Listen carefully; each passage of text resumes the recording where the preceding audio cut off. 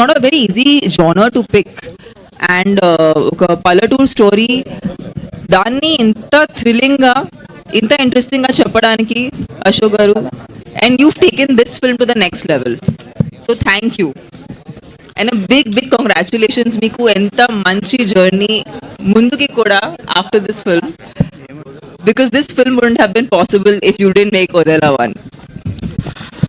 సంపత్ గారు, ఫస్ట్ ఓదిలా 1 చేసినప్పుడే మీకు ఓదిలా 2 స్టోరీ ఉందా? ఈ ఐడియా ఎలా వచ్చింది? అసలు దీనికి దానికి కనెక్షన్ ఏముంది? దీనికి ఒక మంచి ఇంట్రెస్టింగ్ స్టోరీ ఉందండి. ఓదిలా 1 స్టోరీ చేయడానికి కారణం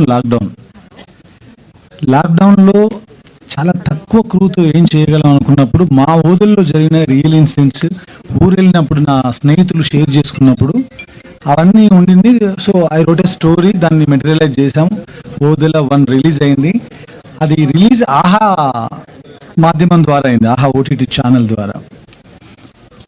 తెలుసు ఆ తర్వాత చాలా పెద్ద సక్సెస్ అయింది.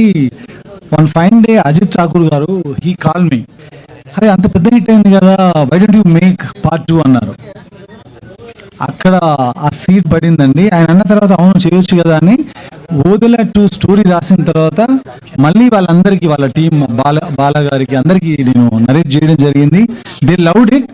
బట్ షూటింగ్ వెళ్ళాల్సిన టైంలో కొన్ని అనివార్య, మీకు తెలుసు టెక్నికల్ రీజన్స్ వల్ల వాళ్ళు బ్యాకప్ కాకుండా ఇప్పుడు మధు గారి బ్యాకప్తో ముందుకెళ్ళడం జరిగింది. సో ఈ రకంగా ఈ పార్ట్ 2 రాయడానికి కారణం మేము ఎవ్వరం కాదు, ఆహా ఓటీటీ యాజమాన్యం. This is the truth, you can check with them. ఓదిలా 1కి 2కి క్వైట్ కాంట్రాస్ట్ ఉంది కంటెంట్ వైజ్.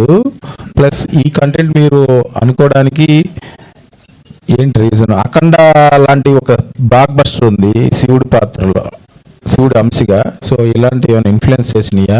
అట్లా ఇన్ఫ్లుయెన్స్ చేసింది కదండి.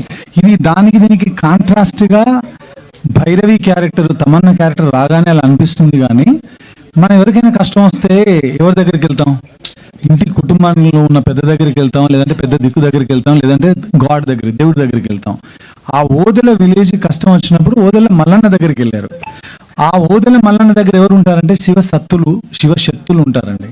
అక్కడ ఇప్పటికి కూడా ఉంటారు, వేములవాడలో కానీ అక్కడ కానీ స్టిల్ శక్తులు ఆర్ దే.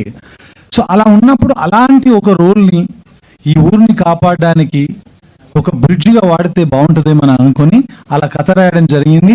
ఓదెల పార్ట్ 1 ఎక్కడైతే ఎండ్ అయిందో అక్కడ నుంచి ఈ సినిమా సెకండ్ పార్ట్ స్టార్ట్ అవుతుందండి. దీనికి కాంట్రాస్ట్గా జర్కీగా జంప్గా ఏమీ ఉండదు సార్.